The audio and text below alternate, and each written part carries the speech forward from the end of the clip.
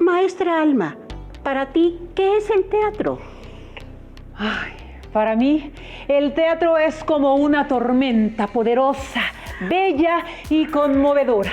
Sí, como una tormenta que admiramos desde la ventana. Si abrimos la puerta y salimos, nos empaparemos y nos expondremos al peligro de los relámpagos. Es esa la sensación que tengo cuando veo a los actores interpretar a sus personajes, aunque estoy protegida en mi asiento. La tormenta que los envuelve a ellos también puede empaparme a mí en cualquier momento. Todo en el teatro tiene que ver con la empatía, con las emociones que nos provocan los sucesos que ocurren frente a nuestros ojos. Existe un eje conceptual alrededor del cual giran todas las obras: el ser humano. Y cómo los seres humanos a lo largo de la historia se han confrontado con problemáticas muy distintas, las obras de cada época reflejan ideas, emociones y palabras particulares. No es lo mismo hablar sobre una obrera feminista del siglo XIX que inicia una huelga en las calles de una gran ciudad que acerca de un gobernante griego que vive en una fortaleza y tiene miedo de que su hijo le robe el trono. Claro, maestra, alguna vez interpreté el personaje de una mujer que para salvar a su hijo debía jalar una palanca y descarriar un tren en el que venían muchos pasajeros inocentes. Ella tenía que tomar una decisión muy difícil: salvar una vida que le importaba mucho o evitar la muerte de miles de personas desconocidas. Su hijo era sordo y estaba de pie sobre las vías, por eso no escuchaba que el tren se estaba aproximando. Tesis de la obra. Me agrada la idea. El eje de toda obra teatral es el ser humano.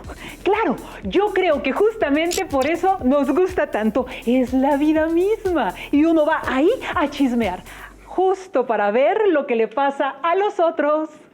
Quiero citar a mi director, que dijo algo que seguramente se ha repetido muchas veces. Muchos estudiosos más lo han mencionado. En el teatro solo hay 4 temas: el amor, el odio, la vida y la muerte. Y a partir de esos temas se van creando las grandes tramas en las que se desarrollan historias complejas que muestran las debilidades y las fortalezas de los seres humanos frente a la adversidad. Muchas veces encontramos personajes cuyas virtudes son tan grandes como algunos de sus defectos. Hace un momento mencioné a un rey que tiene miedo de ser destronado por su hijo.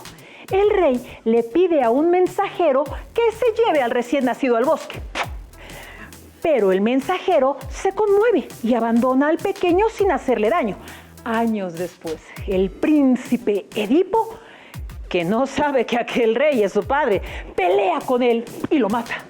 El rey, su padre, era tan arrogante que al tratar de salvar su trono, acabó perdiéndolo. Y después ocurren muchas cosas más tremendas, porque Edipo también hace cosas terribles, errores fatales.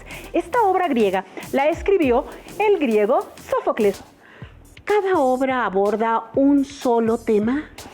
Cada obra se enfoca en un tema central con el que se relacionan todos los sucesos y los personajes. Aunque existan muchas situaciones y los diálogos sean muy variados, lo ideal es que todos los elementos orbiten alrededor de esa idea central. A veces, el tema principal no resulta tan evidente, por lo que algunos espectadores no logran identificarlo. Por eso, pero eso no les impide disfrutar de la historia. Por ejemplo, si revisamos La vida es sueño de Pedro Calderón de la Barca, podemos decir que el tema central está expresado en el título mismo. La vida es efímera e impredecible, como los sueños. La realidad es una ilusión. La idea principal se refuerza a través de situaciones en las que los personajes muestran emociones humanas, exaltadas y universales. Exactamente. Puede ser que esa persona no identifique el tema central de la obra, pero de todas maneras, gracias a los personajes y los espacios en los que se desarrolla la trama, se sentirá identificada con lo que ocurre.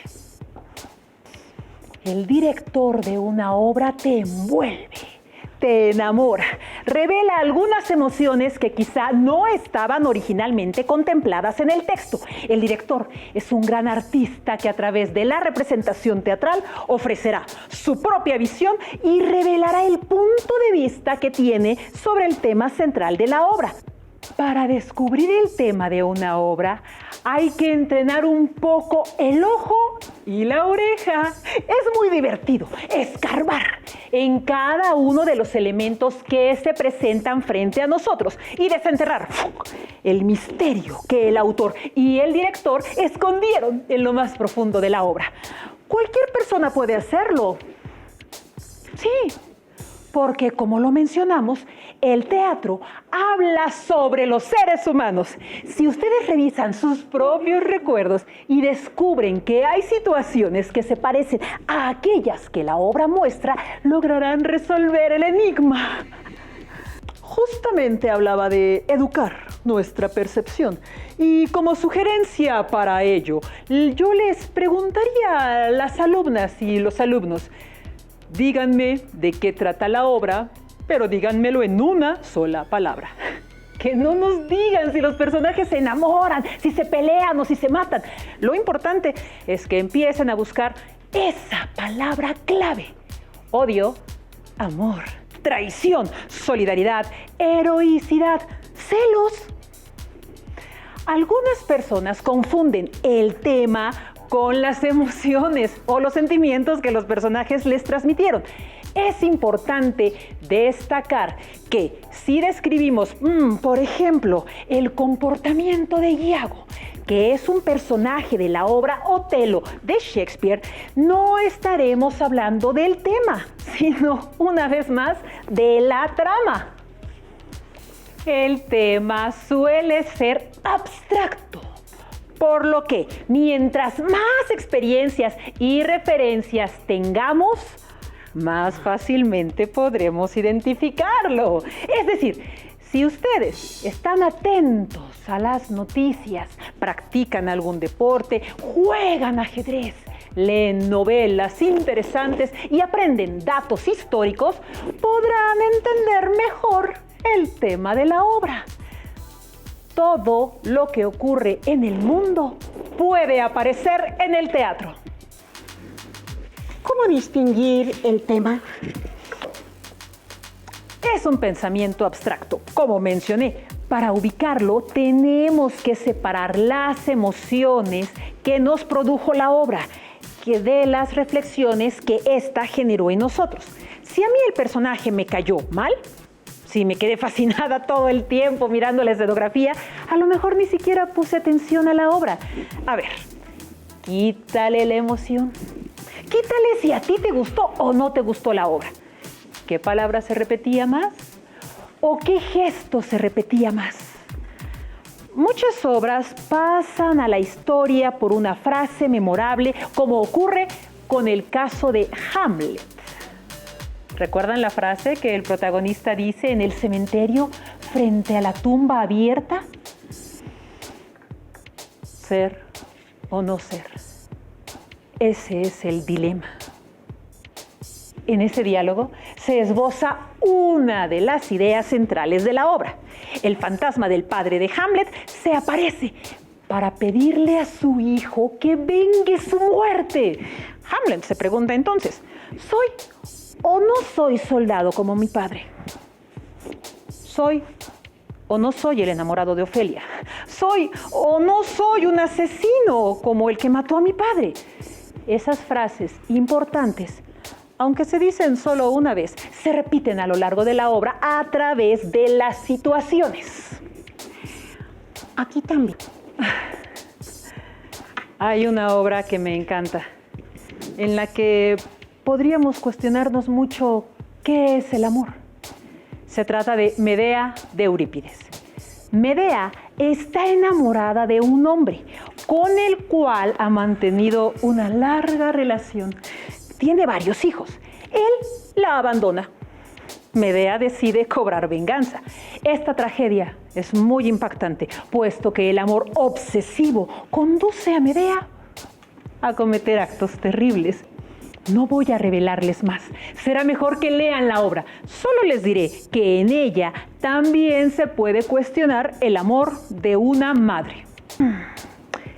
Esta clase de obras aparecen a principios del siglo XX. En La casa de Bernarda Alba, el tema es el peso que tienen para las mujeres las costumbres de una cultura particular. Por eso, como palabra clave, me quedo con costumbre. Se muestran esas costumbres para que el espectador pueda preguntarse si la Bernarda se va a quedar con sus hijas 8 años encerradas, todas vestidas de negro. Nadie puede vestir de otro color porque están de luto. Por supuesto, se presenta esta situación para cuestionarla y generar reflexiones profundas sobre el control que algunas madres ejercen sobre sus hijas. Contigo, pan y cebolla, de Manuel Eduardo de Gorostiza, escritor del siglo XIX. Regresamos al tema del amor, pero ahora romántico. Aquí, a la muchacha le juegan una bruma. Ella es fanática de estas novelas románticas en las que las protagonistas lo dejan todo y lo dan todo por amor. El papá y el enamorado le juegan una broma. Fingen que el enamorado no tiene dinero y ella tendrá que aceptar toda clase de trabajos duros. Ella dice, sí, mi amor, contigo pan y cebolla. Y efectivamente, se la llevan a vivir a una vecindad, un lugar muy pobre, no comen. Y ella ve a su mejor amiga con sus vestidos y su carruaje y una vida cómoda. Y también les invito a que la busquen. Y también de un mexicano, otra obra, el mexicano llamado Rodolfo Usigli. Vale la pena hablar de El gesticulador.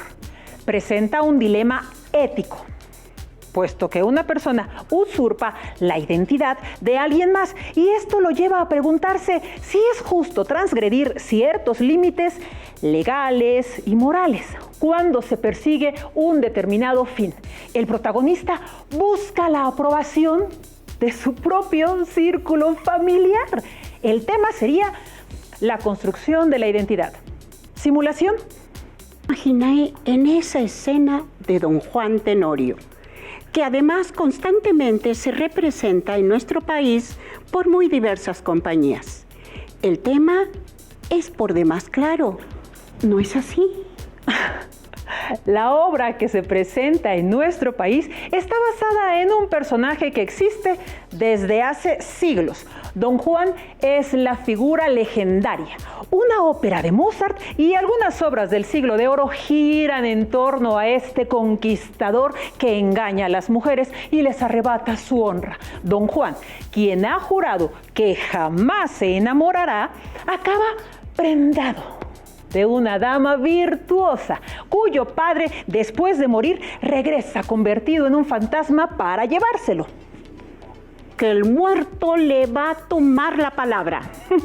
Sí, en el último momento, Don Juan se arrepiente. Ese suceso es muy importante para descubrir el tema de la obra. El tema puede ser la redención.